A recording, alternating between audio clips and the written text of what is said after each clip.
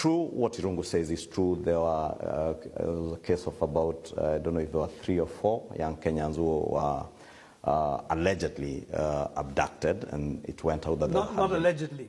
They were abducted. They were abducted, as it was reported. They returned back to their families. There was one case where one of them turned back, appeared in a disco at night with a fully charged phone. So you need to ask yourself where I don't understand what the battery power of phones has to do with torture and human rights. If I am abducted and kept incommunicado without a phone or anything, I do not expect you to have a fully charged phone and to reappear after 2 weeks. But you deny they were tortured? I mean, Irungu just described horrific torture. I am not denying anything if you listen to me, and please listen to me keenly, because as I said, Mehdi, there are cases of abductions. As to who is abducting people is a question.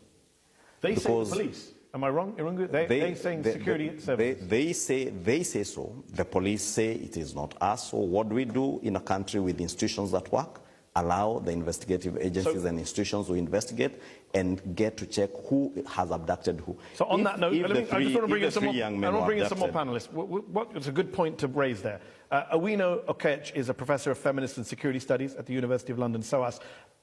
Kimani says, what do you do in a country where the institutions work? And I want to ask you, do the institutions work in Kenya? Is there accountability? What is your perspective?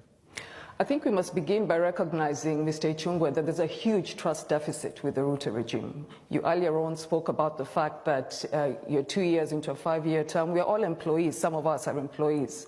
Your employer does not wait for you to reach your end of contract to tell you have you performed well or not. We all have performance reviews and performance contracts. And I think the citizens who voted for you are saying things are not working. I do not believe that institutions are working effectively, because if I tell you that people are being abducted outside your house and you say it's not my people, then your answer should be to tell us who those are. You're not giving Kenyans any confidence if you say it's not the police, it's not the NIS, but somehow we don't know who they are.